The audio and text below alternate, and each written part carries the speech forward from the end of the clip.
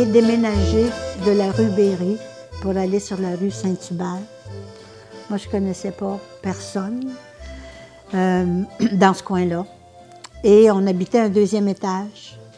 En bas, la famille en bas, il y avait un enfant qui appelait à l'époque mongol, donc qui était trisomique. Elle s'appelait Gabrielle, la petite Gabi.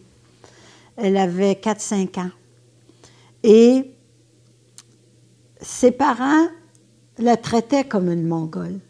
La façon qu'il parlait, que tu fais de caca dans tes colottes, puis des choses comme ça.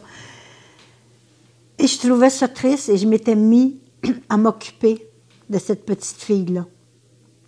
Et je l'amenais avec moi à faire l'Halloween. Puis comme elle n'était pas capable de dire des grands mots comme ça, je lui avais montré, elle disait « Allô?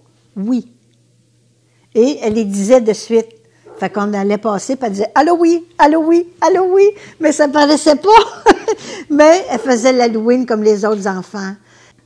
J'amenais, moi, Gabi, un peu partout pour lui faire connaître des choses. Je l'amenais au centre de loisirs Immaculée Conception. Il y avait de la lutte. Puis j'allais là avec mes amis, mais je la traînais avec moi. Et là, les messieurs, il y avait des masses dans la face. Et un jour que je l'ai amené en autobus avec moi, il y avait un homme de couleur qui était assis devant nous, il y avait un noir. Et Gabi s'est mis à avoir peur. Puis elle disait « Peur, Mimi, masque. » Elle associait ça, je crois, au masque qu'elle avait vu, puis elle pensait que cet homme-là avait un masque dans la face. Alors, j'ai dit non, c'est la couleur de sa peau. Il y a des gens qui ont des peaux de différentes couleurs. Puis le monsieur qui avait aimé qu'est-ce que je faisais avec la petite, c'était virer de bord, lui avait donné sa main. Puis là, j'avais dit, touche, Gabi, tu vas voir, c'est comme nous. Puis elle l'avait touché, puis là, elle s'était mise à sourire, puis ça l'avait enlevé cette crainte-là qu'elle avait eue en voyant cet homme de couleur-là. Alors, j'avais 12 ans, mais j'étais attachée à cet enfant-là. Je sentais le besoin qu'elle avait.